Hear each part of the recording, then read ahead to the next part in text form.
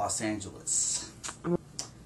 I was born deaf until I was 4 years old. I was homeless for the whole beginning of my life. Yeah, and I had to raise my mother. I was taken in by Crip, the gang there. Eazy-E's brother. Yeah, I'm gonna just tell it and you can chop it. Eazy-E's brother was my OG. OG? Yeah. That's slang for, I guess, like a father figure. Yep. They took care of me. They found me on the back of a Circle K, which is like same as like a 7-Eleven or an AM PM, something like that.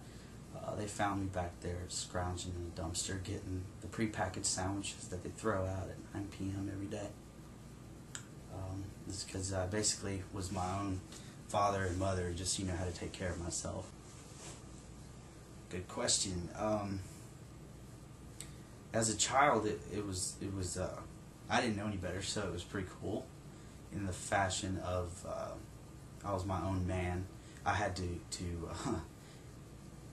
be the adult. I didn't have time to be a kid, so I had to basically worry about money, clothing, and food, instead of worrying about little stuff like kids with their little watching like Sesame Street stuff or just video games and stuff like that, what other kids like. But I had to basically survive and be my own man, pretty much.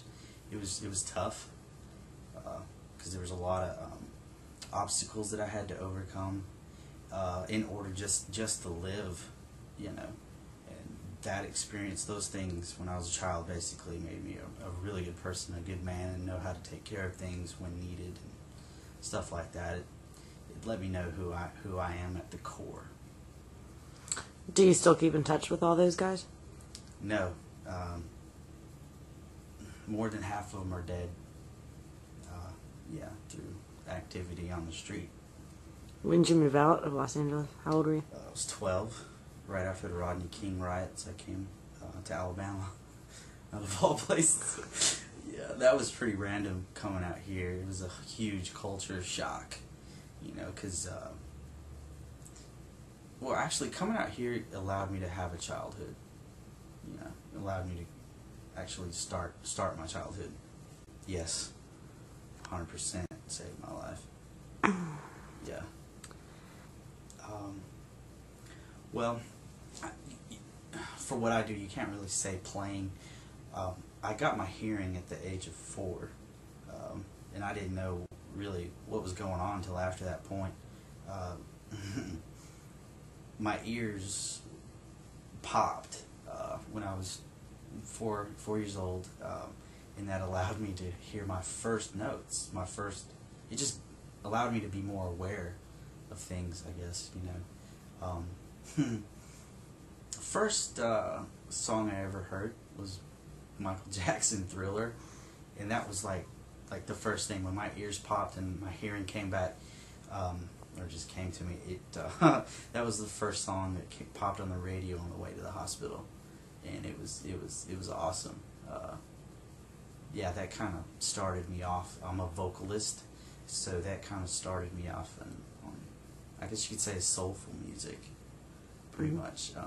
As far as playing like the piano, I started playing the piano about 6 years ago, so I'd have been 21, 22.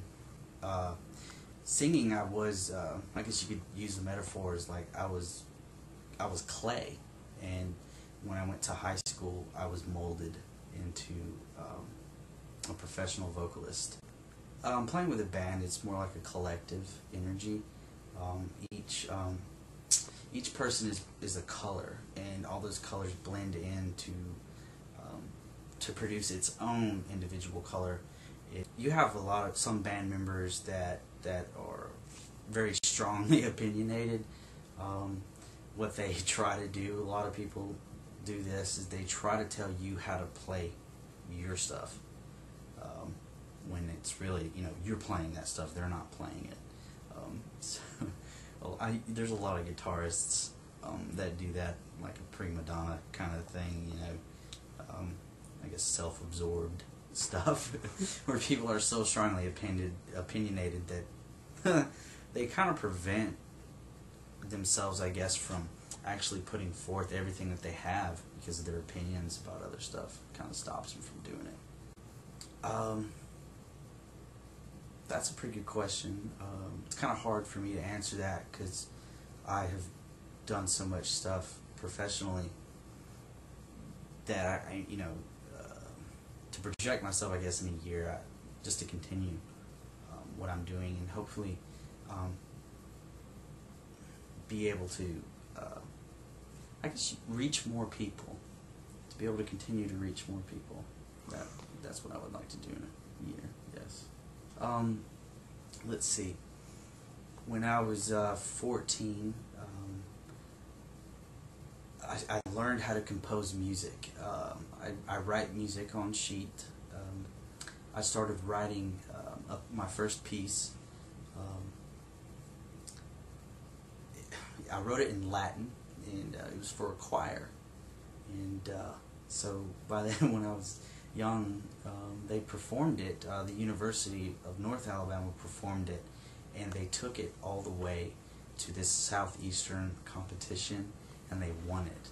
They won it with a song that I wrote when I was like 14, and you know, I got to go and watch them perform it, and I think that experience made it real.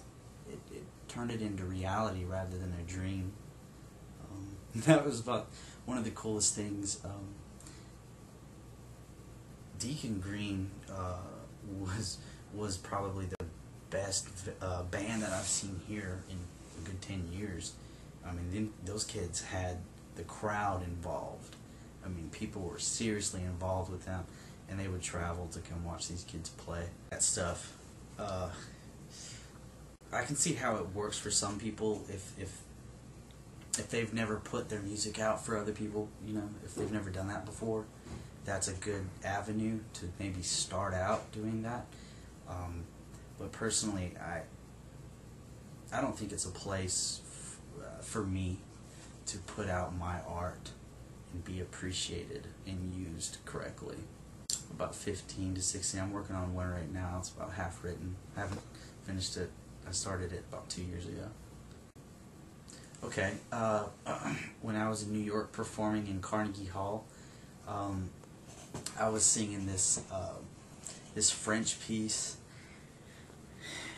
and right in the middle of it, like right as the climax is coming, and I'm like really into it and singing and stuff, and I'm like in my own world, the crowd, like several people in the crowd started like yelling out my name, and I thought, you know, I looked at them and stuff, and then people that I didn't know who they were, but they knew who I was, and it was insane, really, to be in a place far from here, far from Alabama, and people knew who I was.